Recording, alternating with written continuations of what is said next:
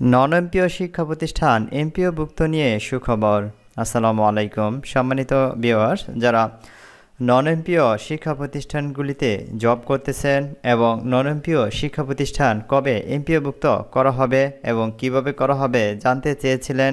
এছাড়াও আপনারা এমপিওভুক্ত করার জন্য দীর্ঘদিন ধরে আন্দোলন, মানববন্ধন, বিভিন্ন দাবি স্মারকলিপিসহ শিক্ষা মন্ত্রণালয়, শিক্ষা উপদেষ্টা বরাবর স্মারকলিপি প্রদান করার মধ্য দিয়ে আপনারা আপনাদের দাবিগুলি পেশ করেছেন।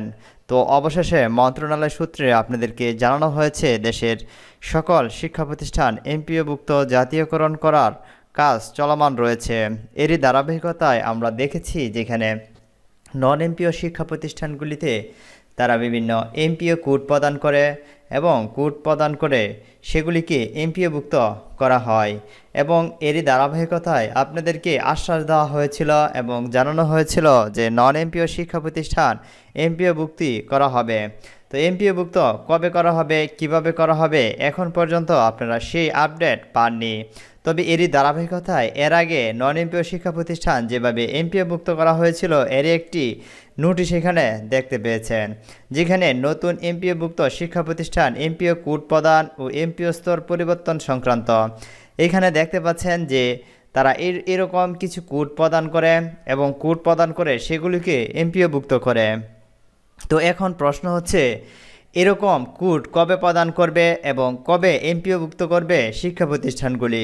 তবে এরই কাজ কোনো চলমান রয়েছে কিনা বা শিক্ষা মন্ত্রণালয় এটার কাজ ধরেছে কিনা বা এরকম কোনো তথ্য বিভিন্ন গণমাধ্যমে জানানো হয়েছে কিনা আমরা এখন পর্যন্ত এর আপডেট পাইনি।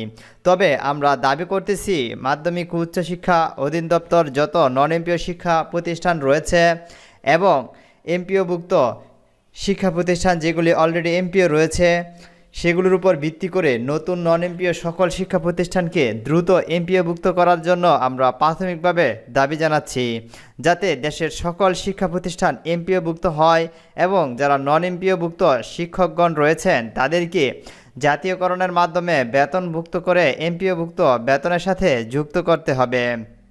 অন্যথায় দেশের শিক্ষা ব্যবস্থার অবনতি ঘটবে। কাজেই আমরা শিক্ষা মন্ত্রণালয় বরাবর এই দাবিটি পেশ করব, যেহেতু তারা দ্রুত আশ্বাস দিয়েছে দেশের জনবলের উপর ভিত্তি করে সকল শিক্ষা প্রতিষ্ঠান এমপিওভুক্ত করানো হবে। এরই ধারাবাহিকতায় দেশের প্রত্যেকটি নন এমপিও শিক্ষা প্রতিষ্ঠান যাতে দ্রুত এমপিওভুক্ত করা হয় আমরা এটির উপর জোরালো দাবি জানাচ্ছি। ভিউয়ার্স, এমপিওভুক্ত সকল আপডেট তথ্য পেতে আমাদের সাথেই থাকুন। আসসালামু আলাইকুম।